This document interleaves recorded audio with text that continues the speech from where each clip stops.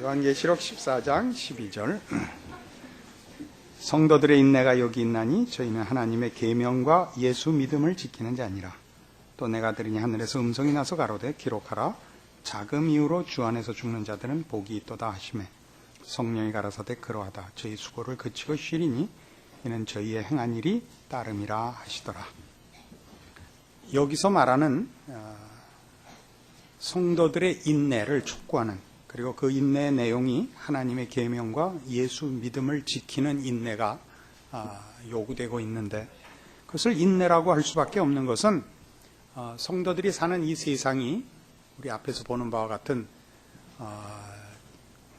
짐승과 그들이 만든 우상 숭배와 또 그 일을 하는 자들에게 표를 주어 자기네들의 그 불신앙과 타락한 세상의 삶에 동조하지 않는 자들을 다 핍박하는 세상에서 거슬러 예수를 믿고 신앙을 지켜야 하는 일을 해나가야 하기 때문에 이 핍박 속에서 그 신앙을 지키는 일을 인내라 이렇게 얘기할 수밖에 없는 것입니다. 하나님의 계명과 예수 믿음을 지키는 것이라 했습니다. 예수 믿음은 예수를 믿는 믿음입니다. 복음적 차원보다 신앙 전반에 걸친 내용을 포함한 예수 안에 있는 믿음, 예수님께 대한 믿음, 그런 뜻입니다. 영어 성경은 조금 더 표현이 잘 되는데 우리는 번역에 예수 믿음이라고 해서 잠깐 멈칫하게 되죠. 예수께 대한 믿음, 이렇게 번역을 하면 제일 무난한 것 같습니다. 근데 이 하나님의 계명과 예수께 대한 믿음을 지킨다 하는 것이 구원을 얻고 1차적인 복음의 내용에서가 아니라 지금 여기서 말하는 하나님의 계명과 예수께 대한 믿음이라는 것은 예수님께 대한 충성, 예수님께 대한 신앙적 신실함이라는 의미입니다. 그러니까 하나님의 계명을 지킨다는 것도 하나님 편의 섬, 하나님 뜻을 따름이라는 쪽입니다. 왜냐하면 지금 장면이 뭐죠?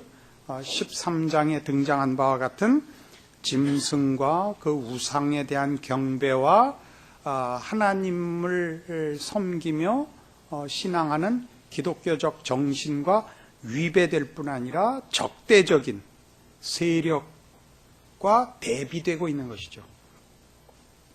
그러니까 사단과 그를 위하여 일하는 대행자들인 바다에서 나온 짐승, 땅에서 나온 짐승들이 일으키는 큰 세력, 기독교 신앙과 정반대되는 그 흐름, 그런 데서부터 우리는 비록 이 세상에서는 핍박을 받고 곤고와 혼란 속에 있지만 이것을 대적하고 하나님의 뜻을 따라서 사는 자들이라는 개념에서 하나님의 계명과 예수께 대한 믿음이라고 소개되어 있는 것입니다. 근데 이런 것들은 보기보다 여러 모습으로 성도들에게 이 시험과 핍박이 다가와서 가장 원색적으로는 무력으로 로마 시대 때 초대교회 보시는 바와 같이 예수 믿는다는 이름으로 투옥되고 짐승의 밥이 되고 화형에 처해지고 또 우리가 우리나라에서 겪었던 대로 하면 일제시대에 순교를 하고 공산치하에서 총살을 당하고 하는 그런 원색적인 핍박이 있는가 하면 그 모든 것을 다 포괄하는 원리적인 싸움이 있다 하는 것을 놓치지 않아야 됩니다. 그러니까 평화기면 혼란과 핍박을 면하고 있는 것이 아니라 평화기에는 이 세상의 주된 흐름을 거슬러 가야 되기 때문에 당하는 외로움, 우리 요즘 아이들 쓰는 표현을 하면 왕따, 이런 걸 각오해야 되는 그런 것들이 있습니다. 우리 이런 것을 에베소서 4장에서 찾아볼 수 있습니다.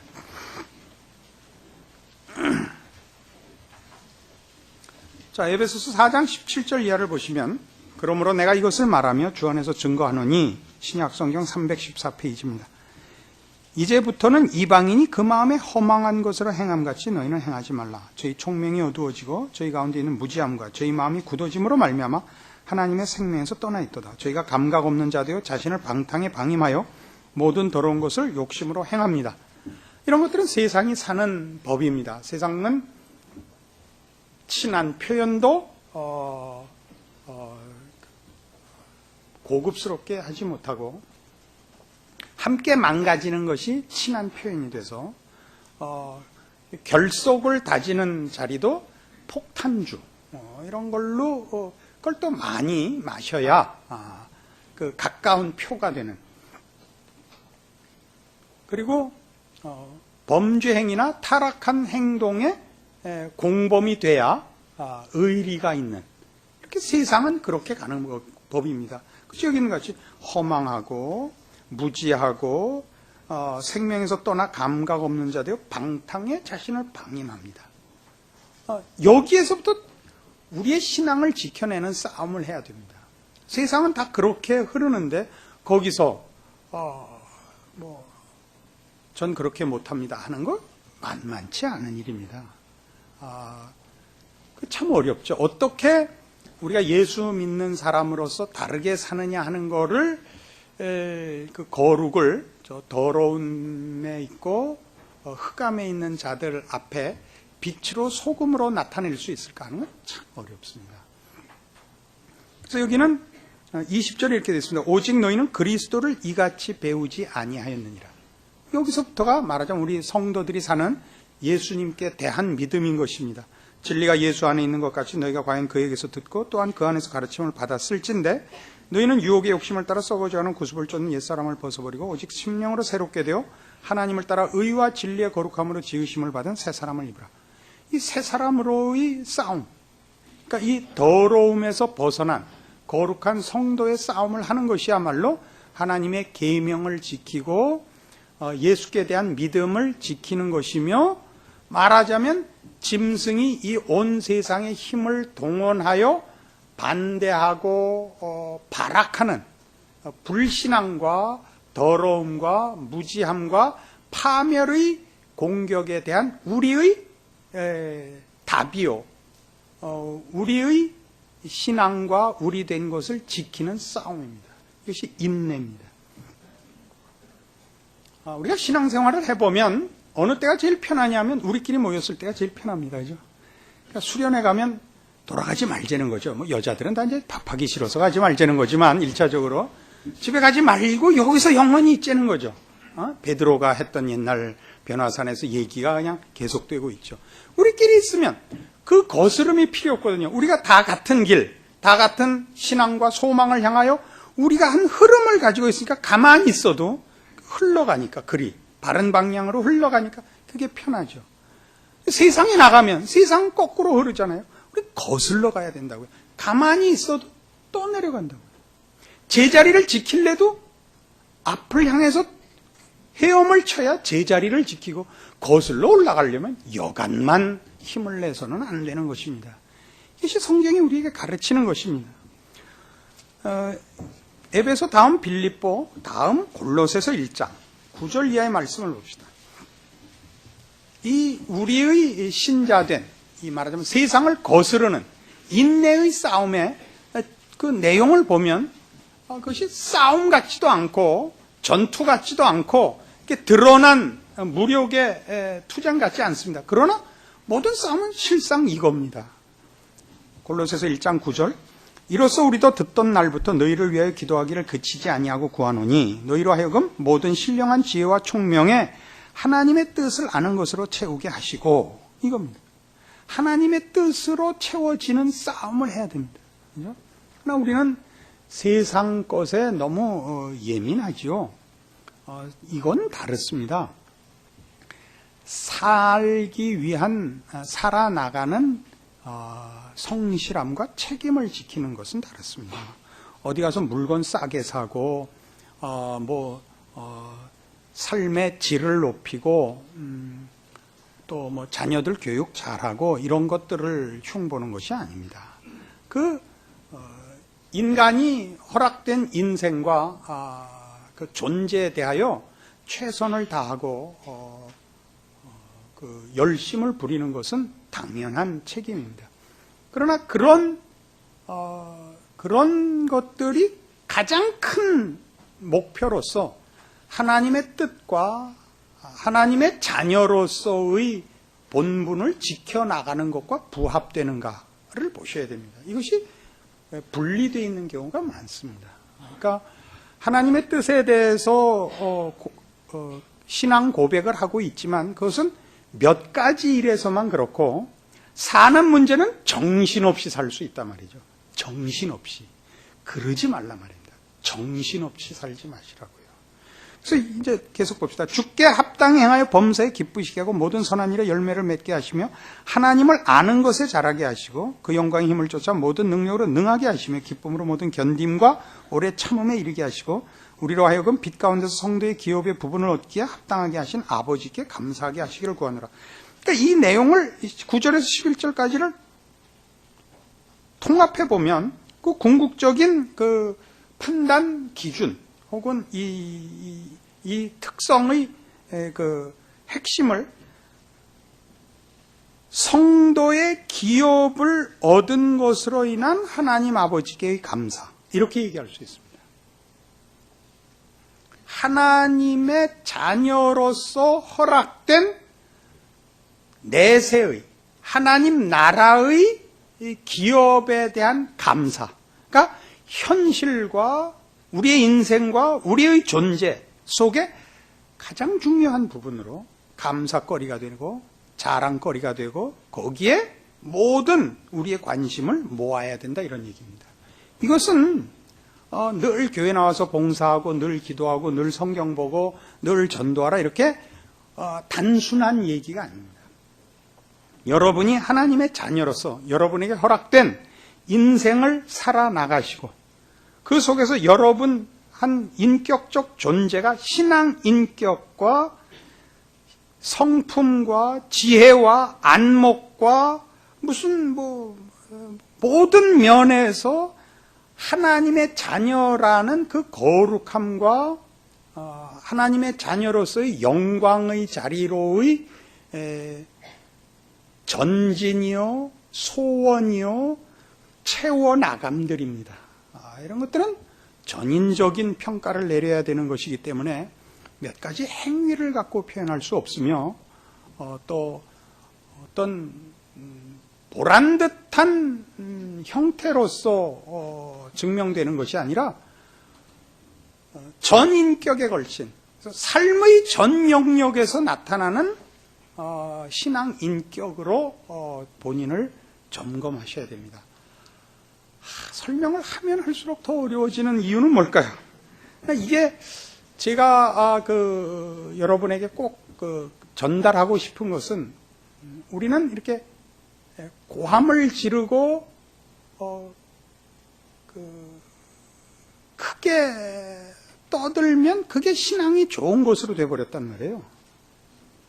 이게 그렇게 살아야 하는데 그렇게 살지 않고 소리를 치는 것이 대신이 됐거든요. 그러니까 신앙이라는 것이 이렇게 어떤 그 소리를 치는 것에 해당하는 무슨 그 가장 원색적인 신앙의 형태들, 기도를 오래 한다, 큰 소리로 한다, 뭐 손을 들고 한다, 금식을 한다, 철야를 한다, 그게 다 고함을 지르는 거란 말이에요. 제가 하는 표현식으로 하면 그런 식으로 신앙이라는 것이 강하게 되는 것도 아니고 강한 것이 증명되는 것도 아닙니다. 신앙의 강한 것은 가장 사소한 데서부터 나오는 것입니다. 이 권투를 하면 권투하는 사람들이 제일 중요하게 여기는 게 뭐냐면 체중 감량을 잘해야 됩니다. 자기 체급에 맞게 보통 권투 선수들이 평상시에는 자기 체급에 10kg 이상 오버되어 있습니다. 10kg 이상을 빼야 됩니다. 시합 날까지. 그걸 그냥 확 빼면 되는 게 아니라 체중을 달아도 안 줄어서 할 수 없이 다리를 하나 잘랐다. 그럼 시합을 하러 올라갈 수 없죠. 그렇게 체중을 줄일 수는 없죠. 그러니까 무조건 빼면 기운이 없는데요. 올라가서 그냥 허물어지면 소용이 없잖아요. 그러니까 힘을 남기고 줄여나가는 거는 운동을 해서 줄여나가는 겁니다. 그러니까 이 땀복을 입고 땀을 줄줄줄줄 흘리면서 절대 시원하지 않게 로드워크를 하죠. 길을 뜁니다. 그래서 그리고 땀으로 땀이 이제 나중에 그냥 지방과 뼈다구까지 다 녹아나가는 겁니다. 그렇게 해서 권투 시합은 링 밖에서 결정된다 그럽니다. 누가 체중 조절을 잘하고 훈련과 연습을 잘해서 올라왔느냐로 결정이 나는 거고, 여기는 그 결정이 드러나는 것이고, 사실 승부의 모든 원인들은 링 밖에 있었다는 거죠. 마찬가지인 거예요. 우리는 아무 준비 없이 가운만 근사한 거 입고 나올 때 이 로키같이 이렇게 손이나 흔들고 나오고 그러고는 없단 말이에요. 싸우진 않는다고요. 싸울 힘은 없어요, 이미. 아무 준비 없이 올라왔기 때문에 체중을 달았더니 오바라든가 무슨, 그래서 할 수 없이 팔 2개 다 자르고 권투하러 올라온다든가, 그럼 뭐 글러브는 어디다 꼈나 몰라, 양쪽 귀에다 걸었나, 그렇게 됐다고요. 그래서 여기서 하는 이런 성경들의 표현들을 뜻밖의 잘 이해하고 있을 것 같이 이해 못하는 수가 굉장히 많습니다.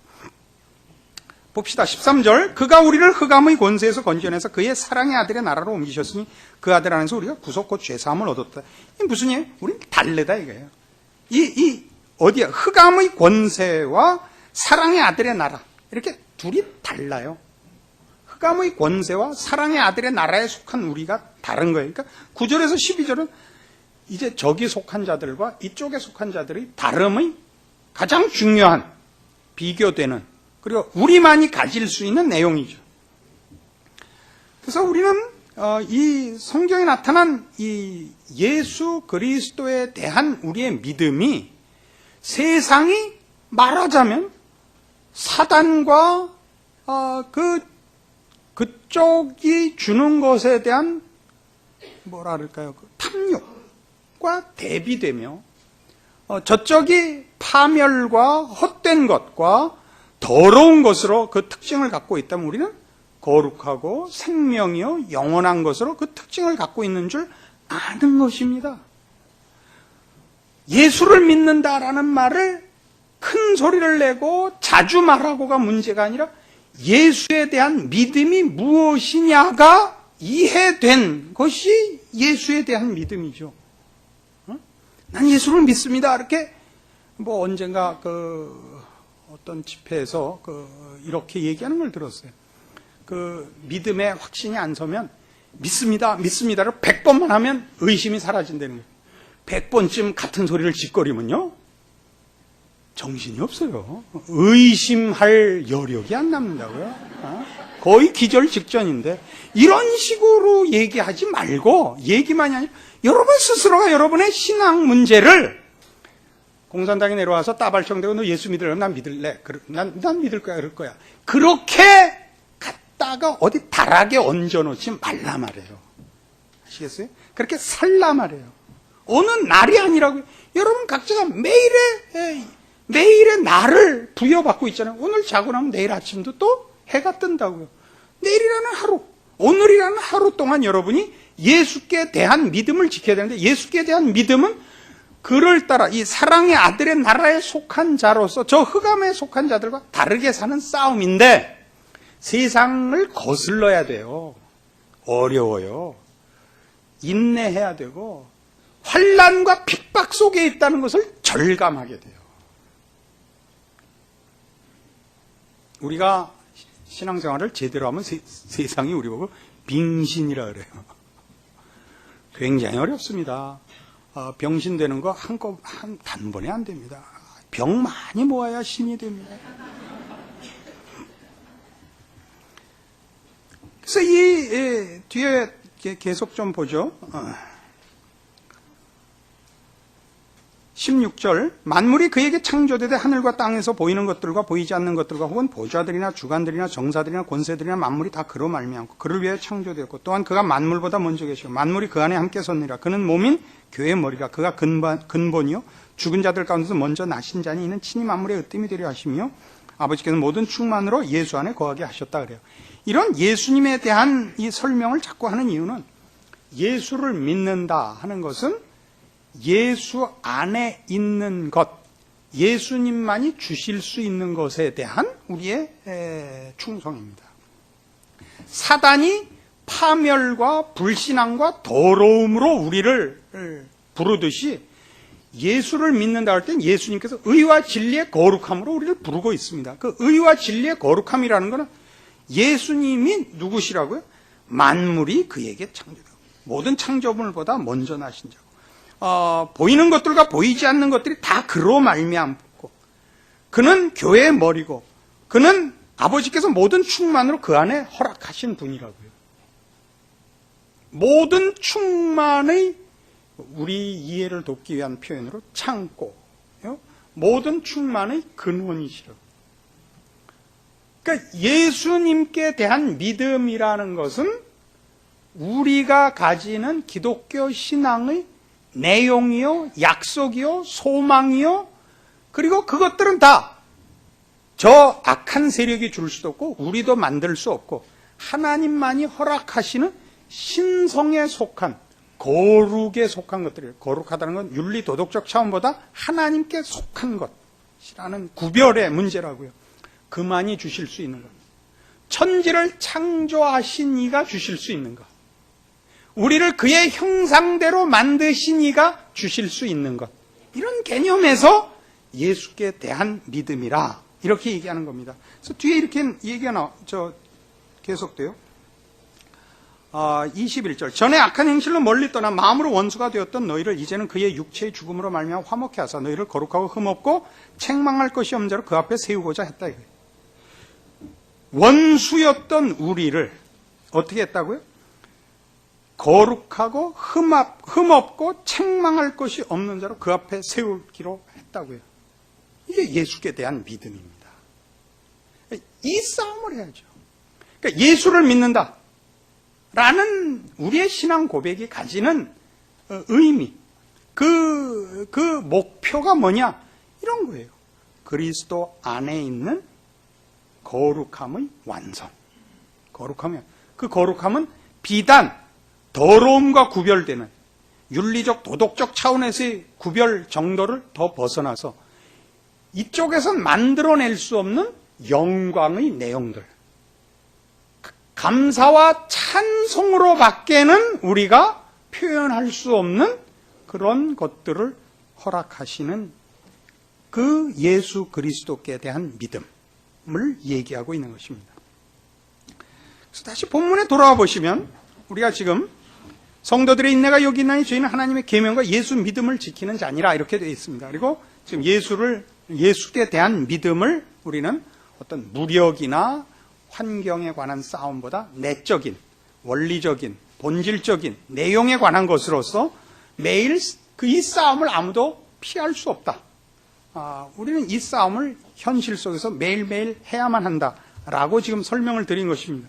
그리고 13절에 또 내가 들으니 하늘에서 음성이 나서 가로되 기록하라. 자금 이후로 주 안에서 죽는 자들은 복이 있도다 하시매 성령이 가라사대 그러하다. 저희 수고를 그치고 쉬리니 이는 저희의 행한 일이 따름이라 하시더라. 이렇게 되어 있습니다. 주 안에서 죽는다 하는 것은 물론 지금 계시록의 전체 분위기로서는 순교를 의미합니다.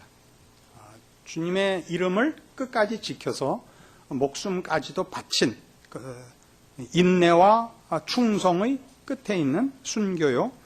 그리고 그 복된 것은 그 순교와 그 지킨 믿음에 대한 보상이 따를 것을 여기 얘기하고 있습니다. 이 내용은 보다 좀 더 성경 전체의 내용으로 따져 들어가면 주 안에서 죽는다 하는 것은 그 순교가 실제로 우리의 목숨을 무력에 의해서 끊겨지는 일로만 순교가 있는 것이 아니라 사도 바울이 말한 것 같이 나는 매일 죽노라 라고 고백되는 것 같이 죽지 않고는 우리의 신앙을 지켜낼 수 없습니다. 근데 그 죽는다는 건 어떤 개념이냐 하면 우리가 마태복음 16장 24절에 나왔던 바와 같이 예수님께서 요구한 아무든지 나를 따르려거든 자기를 부인하고 자기 십자가를 지고 나를 쫓을지니라 입니다. 그러니까 이 죽음은 세상으로 향하고 타락한 죄성이 요구하고 세상 전체의 분위기가 그런 데 대한 우리의 동조하려는 우리의 본성의 그 달려감을 매일매일 처단해야 되는 겁니다. 매일 매순간마다. 원리적으로 그렇습니다. 그것이 뭐 나타나는 순교로 되는 일도 우리가 역사 속에서 봤고 우리나라의 기독교 역사 속에서도 봤습니다마는 모든 사람들이 그런 실제적인 상황을 당하지 않아도 사실은 우리 다 순교하는 마음을 가지지 않고는 죽음을 각오하지 않고는 이 신앙을 지켜낼 수 없고 그렇게 하지 않고는 이 신앙의 결국을 우리는 보지 못하는 것입니다. 그것은 갈라디아서 6장에서는 이렇게 표현하고 있습니다.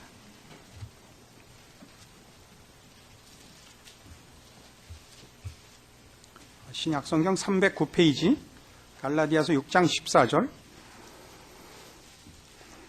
그러나 내게는 우리 주 예수 그리스도의 십자가 외에 결코 자랑할 것이 없으니 그리스도로 말미암아 세상이 나를 대하여 십자가에 못 박히고 내가 또한 세상을 대하여 그러하니라. 그러니까 우리의 죽음은 세상적 가치와 세상적 기쁨에 대한 죽음입니다. 죄의 기쁨과 죄의 더러움에 대한 죽음입니다. 그리고 우리는 그리스도 안에서의 새 생명, 약속, 영원한 약속, 거룩함으로만 우리가 살아갑니다.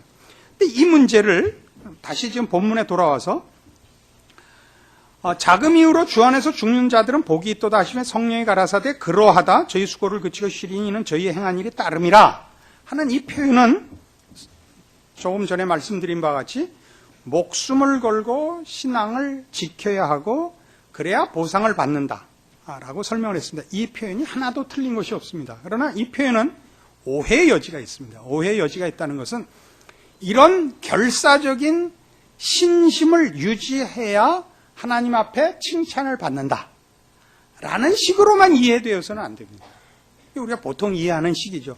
그런 것보다 더 크게 어떤 의미를 가지냐면 세상 것에 대하여 내가 죽고 세상의 이 허망한 것과 더러운 것과 흑암에 속한 것에 대하여 마음을 돌이켜 의와 진리의 거룩함으로 쫓아가는 것이 그 길의 결국이 보상이다 말입니다.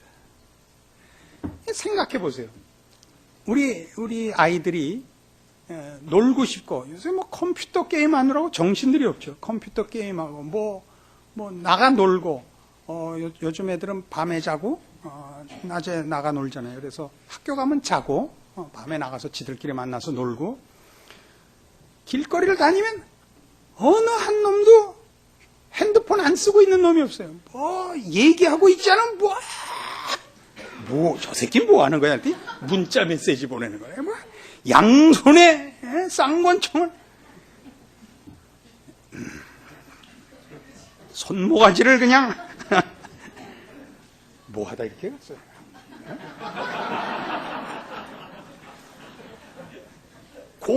놀지 말고 공부해라. 그러면 내가 상 준다. 아니죠. 공부를 하면 훌륭해져요. 그게 여기는 이는 저희의 행한 일이 따름이라예요. 신앙을 지키면 난 놀지 않고 신앙을 지켰습니다. 그러니까 아버지께서 상 주실 것입니다. 이게 아니고 이쪽으로 돌아서 이게 공부를 하는 것 같고 훈련을 하는 것 같이 공부와 훈련의 결과가 있어요. 열매가.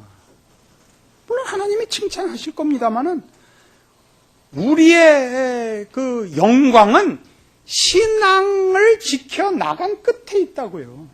우리에게 허락된 신앙은 잠시 이 세상 사는 동안 하나님이 하라 하라는 걸 지키고 있고 여기 끝나면 이제 얼마나 했느냐 너 잘하였도다 이렇게 상 받는 일이 아니라 이 신앙의 길 자체가 복된 길이요 간 것만큼 나의 영광인 그런 길이라고요.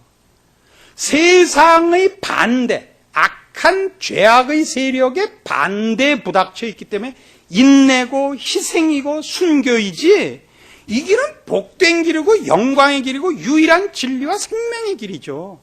알고 보면 이거는 둘을 놓고 고민할 문제가 아니죠. 죄의 본성이 죄의 본성이 우리를 유혹하고 시험하는 것이지, 사실은 어느 게 옳은지 우리 다 알죠. 학교 다닐 때 공부 안 하는 놈들이 훨씬 더 많이 공부해야지 그런다니까요. 공부하는 놈들은 놀아야지 그래요. 근데 공부 잘하는 놈들은 놀아야지 그러고 절대 안 놀고, 노는 놈들은 공부해야지 그러고 절대 공부 안 하죠. 어떻게 하냐고요? 저도 둘 중에 하나였으니까 어느 쪽인지는 얘기할 필요 없고. 그래서 신앙도 그래요. 여러분들이 신앙 쪽에 열심을 내고 순종하고 걸어간 것, 그것이 그대로 보상이에요. 간 것만큼. 안 간 것만큼 꽝인 거예요. 이 성경이 우리에게 하는 것입니다. 그래서 우리는 이것을 어느 역사적, 시간적 종말의 마지막 때에 관한 얘기일 뿐만 아니라, 계시록이 우리에게 가르치려는 건 역사가 끝이 있다. 하나님의 나라가 언젠가 시작한다. 이게 막연한 얘기가 아니다 하는 것만 가르쳐주고, 나머지는 시간에 관한 문제가 아니고 마지막 때이기보다 언제나 모든 예수를 믿는 신앙인으로서 사는 각 개인이 자기의 인생 전반에 걸쳐서 맞닥뜨리는 싸움이에요. 대환란이 일어나고 정말 적그리스도는 벌써 나타났다는 거 아니에요. 어느 시대나 있어요. 최종적으로 누가 이제 역사적으로 드러나겠죠. 하나의 세력으로. 그러나 그 원리로서, 같은 원리로서 성도들을 괴롭히며 유혹하며 시험하며 핍박하는 자들은 어느 시대나 있고, 계시록에 기록된 모든 싸움들은 우리 모든 성도들이 어느 시대 어느 곳에서 살든지 다 경험하는 것들입니다. 이 싸움은 각자가 예수를 믿는 믿음 안에서 지켜내야 할 인내의 싸움이며 복된 싸움입니다. 우리가 걷는 이 길이 복인 것을 알며 그 마지막이 영광된 것임을 압니다. 그런데도 지키기가 어렵습니다. 우리 안에 있는 죄성과 세상이 이를 반대하고 있기 때문에 그렇습니다. 그리고 그것이 당연하다는 걸 아시고 이 싸움에서 승리하는 여러분들 되시기 바랍니다. 기도하십시다. 하나님 아버지, 은혜를 감사합니다. 하나님께서 우리를 그 자녀로 부르사 우리의 운명과 우리의 결국을 영화롭게 하셨습니다. 우리가 잠시 이 세상에서 당하는 고난들은 장차 우리에게 허락될 그 복된 영광과 비교할 수 없습니다. 그러나 우리는 어리석고 연약하여 자주 넘어집니다. 우리 하나님 힘주시고 이기게 하시고 또 큰 은혜를 베푸시고 우리 가운데 허락하신 말씀들로 우리를 붙드사 혹 넘어지거든 다시 일어나게 하시고, 일어나거든 넘어지지 않도록 줄을 힘있게 붙잡게 하시고, 그래야 결국 하나님께서 부르신 우리 신자된 이 인생이 얼마나 복된 것인가를 다 경험하며 결실하며 증언하며 자랑하며 세상에 본을 보이는 승리로운 신자의 삶을 살도록 인도하여 주시옵소서. 예수님 이름으로 기도합니다.